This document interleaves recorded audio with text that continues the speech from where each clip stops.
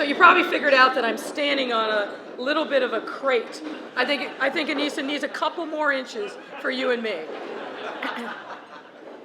Before I begin, I don't want to let this moment pass without people in this room understanding the incredible power and presence that we have in Chicago, and I'll say Chicagoland for my friend Kevin Morrison. And I'm going to ask all of the elected officials of our community that are in this room in Chicago and Chicagoland to please stand and please give them a round of applause.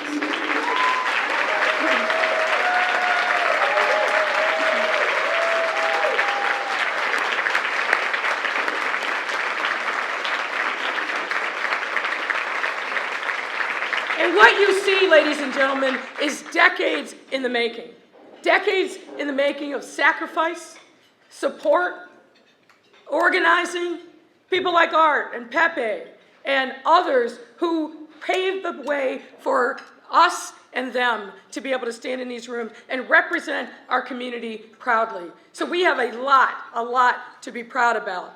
And who knows, maybe we'll add to that number in the City Council of Chicago.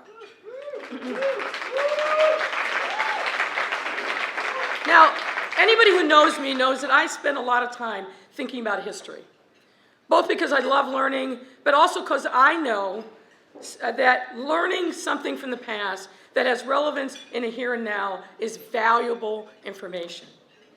So let me take you back, ladies and gentlemen, in 1972.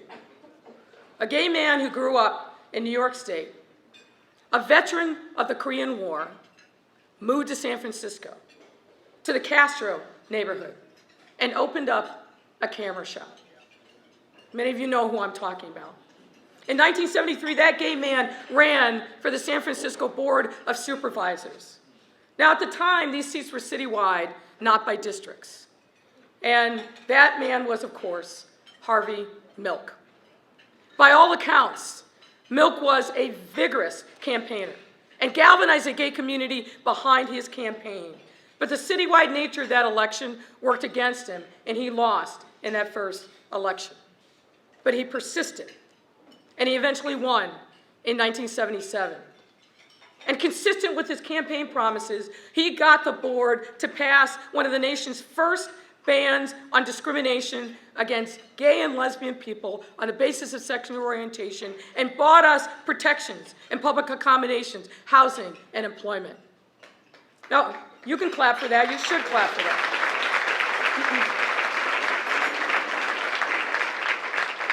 And what are the important lessons that we can learn from just this little vignette about Harvey Milk's ascendancy to be the first gay elected official in U.S. history? I should say out gay elected official in U.S. history. Well, lesson one, our presence matters. Our presence as elected and appointed officials is crucially important to safeguard the rights of our community. And to borrow from the Victory Front's mantra, quote, representation is power. And indeed it is. Harvey Milk was number one. And through the work of the Victory Fund, so many activists and organizations over the years, we are now up to 1,043. But we need more, many, many more to join the ranks at all levels of government. Lesson two, allyship matters. Milk was able to pass that historic anti-discrimination law because he got 10 other commissioners, supervisors, to agree, and Mayor Moscone to sign it. And when we look at what's happening across the country, the attacks on our very existence is manifesting itself everywhere. The Don't Say Gay laws in Florida, the attacks on trans children and their families, banning books, banning thought and discussion, but also the striking down of Roe, the threats in Justice Thomas's concurrence to roll back the rights of contraception, interracial marriage, and criminalize sex between consenting same-gender adults, and of course, gay marriage. These related issues may not be making national news every single day, but the forces that are working against us, who do not see our humanity and will never recognize or respect our rights as citizens. To be clear, They are hard at work, organizing, raising money, and actively working to take us back to a time before Stonewall, before Harvey Milk, and force us back into the closet. It's not just about being in the closet. It's about refusing our ability to recognize ourselves and our humanity and express ourselves as human beings worthy of dignity and respect. And let me just say, if we do not build allies across the civil rights community, straight and gay, we will lose big, and it will take decades for us to recover. So we need to work on building those alliances. And folks in this room, do not be content. Do not sit any fight out. Everywhere on the ballot, from the governor on down, to the local school board, to the local library board, we need to make sure that we are showing up and that we educate ourselves about who it is that's going to be making decisions on our behalf. We have got to build those alliances and be ready, because the fight is at our doorstep now.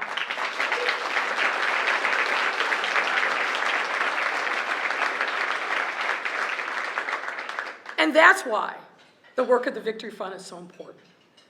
The Victory Fund has had a profound impact on my life as a candidate and in my role as an incumbent mayor. Now, Anise kind of alluded to it. We met here actually in River North, Girl and the Goat Diner. And, I had my work ready and made the case for why the Victory Fund should take my candidacy seriously, even though at the time I was running against an incumbent mayor, and she asked the appropriate questions and was polite, but I'm sure she walked away thinking, yeah, no chance. But, like any good lesbian, I pursued her. I cornered her so she couldn't look away. And when that endorsement came, it made a difference. It made my campaign relevant. It put it on the map and made people who are looking, not only here in Chicago and Illinois, but across the country, say, maybe we should pay attention to it. And that was less about me, but more about the power of the Victory Fund. And it changed the game for me. So a black lesbian taking the reins of the nation's third largest city absolutely is an historic matter.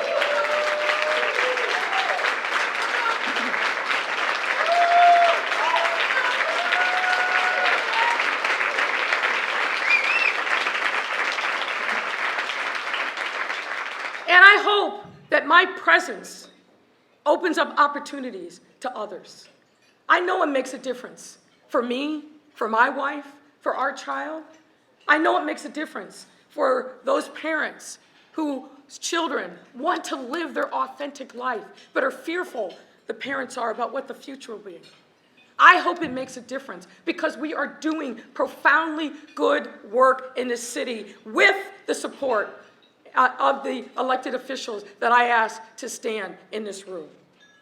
I hope you have seen over your time here in our city that despite the portrait that is posed on national news, and I'm told Fox is carrying this live, and Fox listeners, listen to what Chicago is actually about and what we are doing.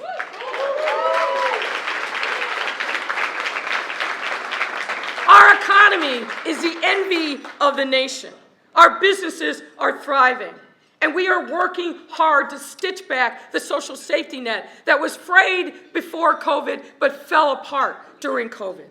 We have made sure that we have put together the most progressive policies to support workers, to support immigrants and refugees, small businesses, the environment, historically disinvested neighborhoods, affordable housing. The point is that we will continue to right historic wrongs and make sure that all of our 77 neighborhoods are dealt into the prosperity of one of the greatest cities on the planet.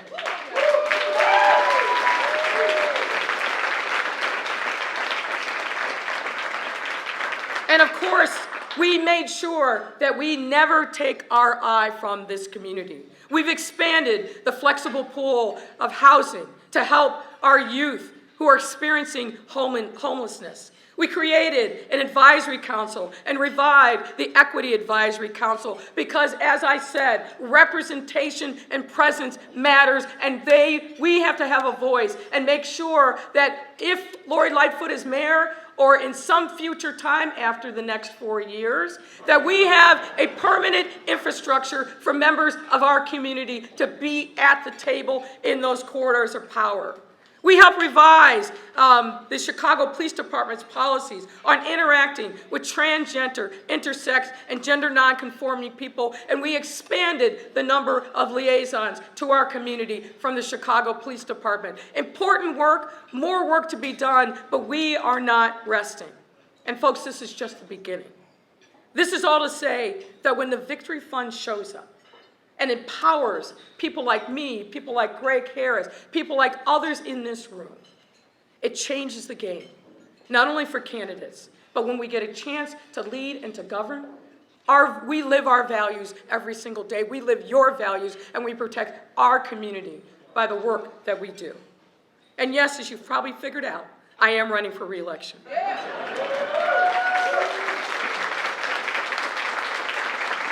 And this second endorsement is such a tremendous honor. And I hope those of you who are here in Chicago and listening across the country, that you will follow the Victory Fund's lead, spread the word, write a check, and help me and others like me to fight for our rights. In this city, in this state, in this country, we cannot allow those who do not respect or recognize the value of our lives. They can't win. And they won't win if we stand up, if we fight back, and we make sure that we say in a loud and clear voice, we will never step back. We are proud of who we are. There's more to accomplish, and we are on this fight and this journey together. Thank you all very much.